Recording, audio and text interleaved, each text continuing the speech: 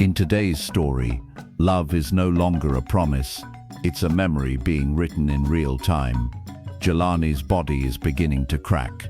Adisa still holds him like he's whole, and somewhere beneath the stars they choose to say I do, not for forever, but for tonight. This is the final chapter, the most beautiful one, and the one that will stay with you long after the last flame goes out. Let's finish this together. By the time Adisa returned to Jelani's hut, the sky was burning gold, but his heart was heavy, trembling with the weight of everything unsaid, everything undone. He pushed open the door and stepped inside, slowly, quietly, expecting silence. But Jelani was there, bathed in the amber light, facing away.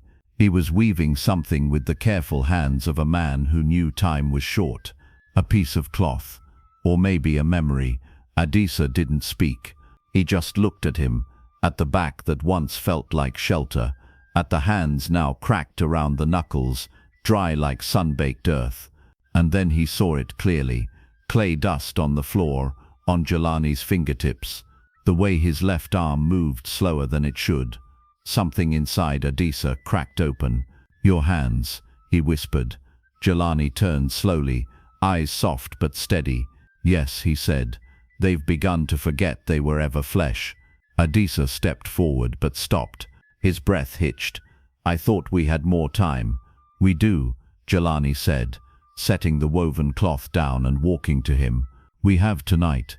There was no fear in his voice, no sorrow, just a calm that held Adisa together in the same moment it shattered him. Adisa reached out, holding Jelani's hands. "I don't want to lose you." Jelani pulled him closer.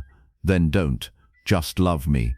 For a long while, they stood there, no words, just breath, just warmth. The world had gone quiet, as if even the stars were listening. And then Jelani stepped closer, took Adisa's hands in his, and said softly, not with desperation but with deep, unwavering calm, "Marry me. Not tomorrow, not in another life. Now." Adisa blinked. His heart trembled, but his answer didn't. "Yes," he whispered, breathless. "Right now, before anything else changes." Jelani smiled, and in that moment, even the cracks across his skin seemed to soften. Once they were ready, they left for the sacred tree where Zahara was going to officiate them.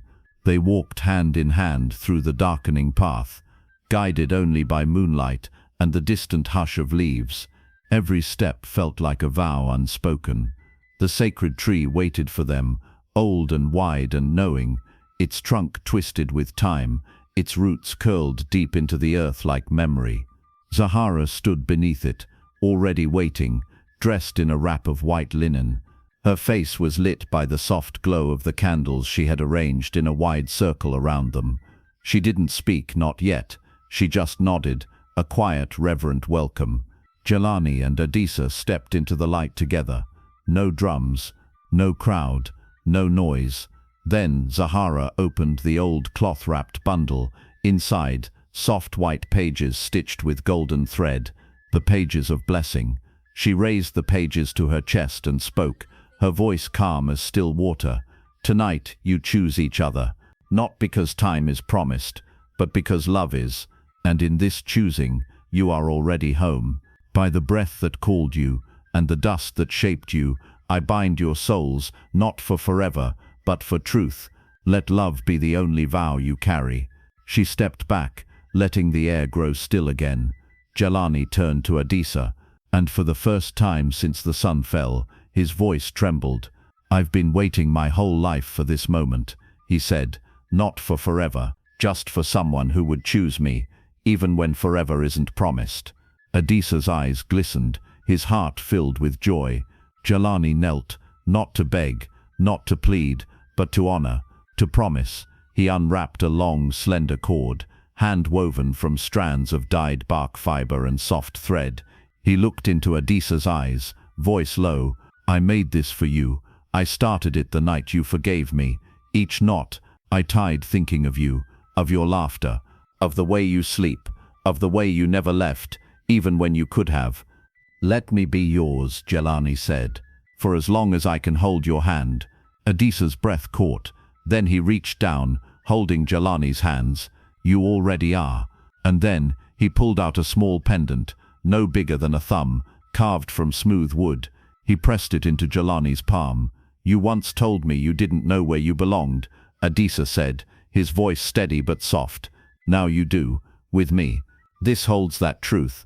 Not loud, not big, just ours. Jelani held it like it was sacred. They didn't rush. After the vows, after the candles had melted low and the sacred tree stood in stillness behind them, Jelani and Adisa walked to the river's edge in silence. There, beneath a canopy of woven cloth stretched between trees, their wedding night waited. Simple, soft, waiting like breath before a kiss. Inside the space, woven mats and warm fabrics were laid over fresh leaves. Flowers bloomed in little clay bowls. Wind slipped through the tent's seams, carrying the river's hush like a lullaby. Jelani stepped inside first. Adisa followed. They stood there for a moment, facing each other, just breathing. Jelani's hand shook slightly as he reached for Adisa's face, brushing his thumb over his cheek. I'm still here, he whispered, still yours. Adisa stepped closer, wrapping his arms around Jelani's waist, holding him close. You feel like the only real thing left in the world. Then silence, that sacred, electric silence where love speaks in the language of eyes, hands, mouths. Jelani cupped Adisa's face and said, if I had another life, I'd still find you. Even if I were born wind or water or clay again, I would find you. Adisa kissed him hard, not in reply but in promise. And then they danced. Yes, danced. There in the privacy of night, arms wrapped around each other, swaying slowly, as if holding time itself still. Nothing else existed. Just this night, just this love, just them. Time was running out, and soon Jelani would have to leave his lover behind. Not because he wanted, but because the clay was calling him back. They walked hand in hand through the tall grass, barefoot. No words were said. None were needed. The moon had dipped lower behind the hills, and the first hints of sunrise glowed faintly along the horizon, a soft orange blush, quiet and shy. Adisa held tightly to Jelani's hand, as if letting go might make him vanish. The silence between them was full, not empty, full of memories, touches, laughter from days past, full of every breath they had ever shared. They reached the place, the same clay mound where Adisa always took his clay from, the same clay he used to mold Jelani, where it had all begun. Jelani stopped walking. Adisa stopped too. Then Jelani turned to him slowly, and this time he didn't hide the cracks. They ran across his arms like dried riverbeds, spread over his collarbone. Even now, tiny flakes of clay had begun to fall from his wrist, caught by the breeze like dust returning home. Adisa's eyes filled. No, he whispered. No, not yet. Stay a little longer. Jelani smiled. That same soft smile that had once felt like sunlight breaking through storm clouds. I'm trying, he said, voice calm, but I can feel the pull. It's gentle, like a mother calling her child back inside. Adisa stepped closer, cupping Jelani's face with both hands. The skin was warm, but beneath the warmth, he felt the faint grain of clay. You said we had time, Adisa whispered. We did, Jelani replied, and we used it well. A small silence passed. Then Jelani lowered himself onto the soft earth, leaning back against the clay mound. Adisa lay beside him, pulling Jelani into his arms, like cradling something sacred, as if holding him close would press time into pause. I'm scared, Adisa said, his voice breaking. I'm not, Jelani whispered. I got to love you. I got to be loved. What more could I ask for?